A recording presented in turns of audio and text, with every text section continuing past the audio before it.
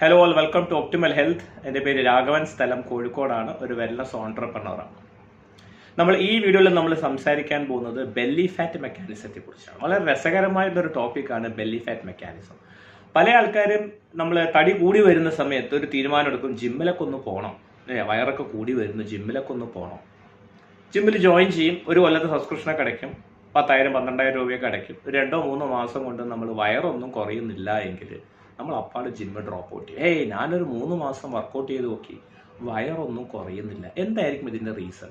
നമ്മൾ ആദ്യം മനസ്സിലാക്കുക, നമ്മൾ ബോഡിയിലെ ഫാറ്റ് സ്റ്റോർ ചെയ്ത് വെക്കുന്ന ഒരു മെക്കാനിസം ഉണ്ട്. നമ്മളെ ശരീരത്തിൽ ആദ്യം കൊഴുപ്പടഞ്ഞു കൂടുന്ന അവയവം എവിടെയാണെന്നറിയോ? പല ആൾക്കാർക്കും അറിയില്ല. ഹാർട്ടും ലങ്സിലുമാണ് ആദ്യം കൊഴുപ്പടഞ്ഞു കൂടുന്നത്. പിന്നെ liver, kidney, pancreas, സ്പ്ലീന്, visceral fat ആദ്യം അടഞ്ഞു കൂടാൻ തുടങ്ങും. ഈ സമയത്തൊന്നും ബോഡി ഫാറ്റ് ഡെവലപ്പ് ചെയ്ത് തുടങ്ങിയിട്ടുണ്ടാവും പോലുമില്ല. അതിനുശേഷം വരുന്ന ഫാറ്റാണ് നമ്മൾ ബട്ടക്സിൽ, തൈസിൽ, ബ്രസ്റ്റിൽ. ഏറ്റവും ലാസ്റ്റാണ് നമ്മൾ വയറിൽ ബെല്ലി ഫാറ്റ് എന്ന് പറയും. ഏറ്റവും ലാസ്റ്റാണ് നമ്മൾ വയറിൽ ഫാറ്റ് അടഞ്ഞു കൂടുന്നത്. അപ്പം ബെല്ലി ഫാറ്റ് മെക്കാനിസം ആദ്യം മനസ്സിലാക്കുക. ഏറ്റവും ലാസ്റ്റാണ് നമ്മൾ വയറിൽ കൊഴുപ്പ് അടഞ്ഞു കൂടിയത് എങ്കിൽ ഏറ്റവും ലാസ്റ്റ് മാത്രമേ നിങ്ങൾ വയറിലെ കൊഴുപ്പ് റിമൂവ് ചെയ്യാനായിട്ട് സാധിക്കുള്ളൂ എന്നുള്ള സത്യം കൂടെ തിരിച്ചറിയാം. അതേപോലെ തന്നെ മനസ്സിലാക്കേണ്ട കാര്യം, ബെല്ലി ഫാറ്റ് മെക്കാനിസത്തിൽ ഫാറ്റ്സ് ആർ ഈവൻലി ഡിസ്ട്രിബ്യൂട്ടഡ്. എല്ലായിടത്തും ഒരേപോലെയാണ് ഫാറ്റ് ബോഡി ഡിസ്ട്രിബ്യൂട്ട് ചെയ്യപ്പെടുന്നത്.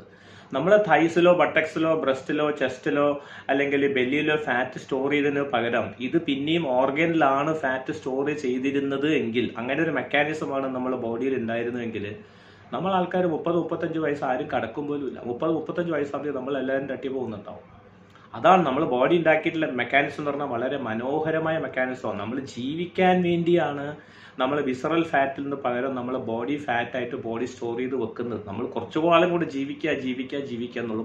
ലൈഫ് പുഷ് ഓൺ ചെയ്യാൻ വേണ്ടിയിട്ടാണ് നമ്മളെ പടച്ചവൻ ഇങ്ങനെ നമ്മളെ മെക്കാനിസം ഉണ്ടാക്കി വെച്ചിരിക്കുന്നത്. പക്ഷെ നിർഭാഗ്യവശാൽ നമ്മൾ ഫിസിക്കൽ ആക്ടിവിറ്റീസ് തീരെ ഇല്ലാത്തടത്തോളം കാലം ഈ സാധനം ഒരിക്കലും കുറയാനും പോകുന്നില്ല.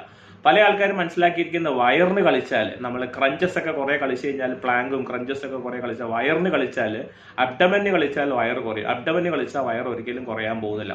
വൈ ബിക്കോസ് ഈ മെക്കാനിസം നമ്മൾ വ്യക്തമായിട്ട് മനസ്സിലാക്കുക. കാരണം ഏറ്റവും ലാസ്റ്റാണ് വയറിൽ കൊഴുപ്പടഞ്ഞു കൂടിയിരിക്കുന്നതെങ്കിൽ ഏറ്റവും അവസാനം മാത്രമേ വയറിൽ കൊഴുപ്പ് പോകത്തുള്ളൂ എന്നുള്ള സത്യം കൂടി തിരിച്ചറിയാം.